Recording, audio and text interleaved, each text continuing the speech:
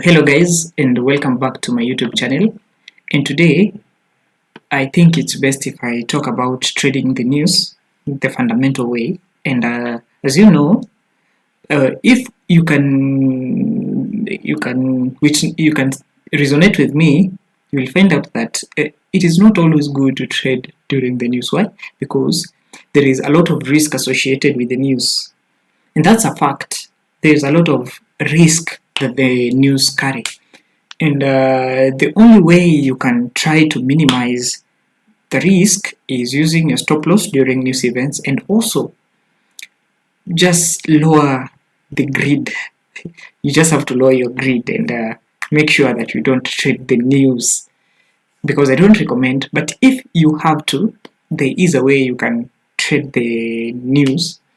So for example, the chart that I'm looking at SAO USD 15 minutes, and I want to go back to the 12th of June 2024 at exactly 15:30, and CPI, this was CPI that was rolled out in June 12, 2024, and there's a lot that goes on with the dollar. So in fact, according to my analysis, I saw that dollar could have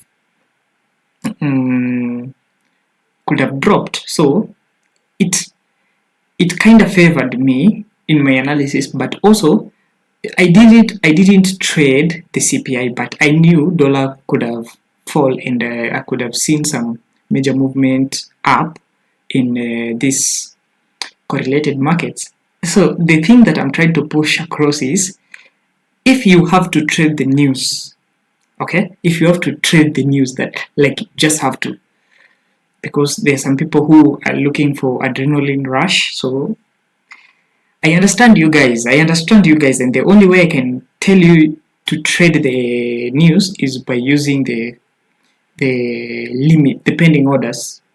Okay, so the pending orders, they're the only thing that can make you profitable during the news, as compared to the instant market execution. Why? Because nobody knows the direction where the market will go. In fact, no one, I can bet, no one knows the direction of the market after the news, because this is what the market makers think, and they move the market according to the way they think it's best the market to move. Okay, so if you can just wake up and say, me, I'm buying, regardless of your buying, they can decide to sell, and you will find yourself that not every time you'll be correct. So it's luck. News, it's luck. If you get it, it's luck. Okay, there's you can have 90% of evidence that the market is buying, and to your surprise, you'll be surprised that the market will sell. Okay, and you'll be thinking, okay, oh, why am I wrong?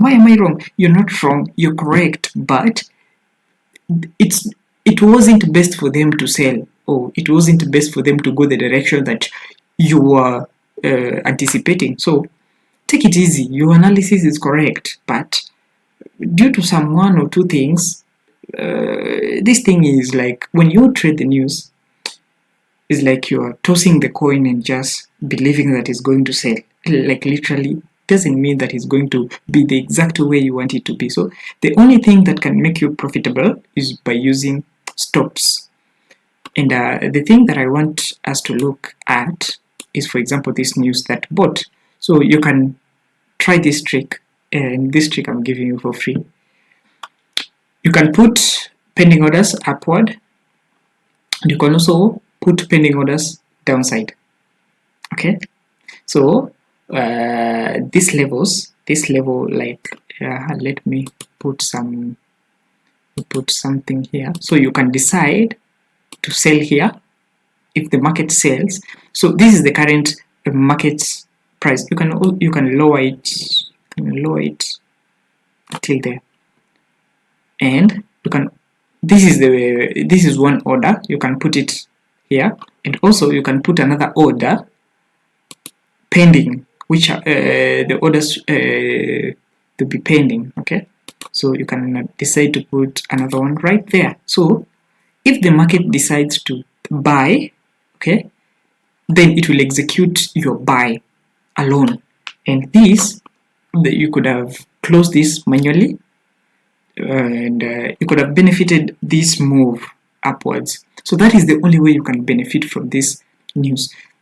But there's some risk. There's some risk. Sometimes the market doesn't depict the exact way that you want it to depict. Sometimes it can come down and come up and take all your stops at once. So you can decide to the correct way in the 90%. Okay, the 90% that works is you can put your pending order above and put your pending order below the market. If your broker is genuine, he will put you in. But if your broker is not genuine, it will forego your trade and they won't execute your trade because you're like tricking the market. So this is the only way you can trick the market. So you can put your stop loss also. Okay, so immediately your order has been executed, you can put your stop loss right there. In fact, your pending order, let your pending order flow with the stop loss. So here is your stop loss and here is your entry. Okay, and it's pending. So vice versa to the sell. So vice versa is the sell. So here is your entry in case it executes. So let your stops be somewhere there. So if the market comes down, then your stop is here. So either way, east to west, you've risk managed and you've protected your account from loss rather than going in without your stop loss. So I consider if you don't do this, if you don't go in with a stop loss and you just go in with your real account and you don't put limitation to your money, it's like you're gambling.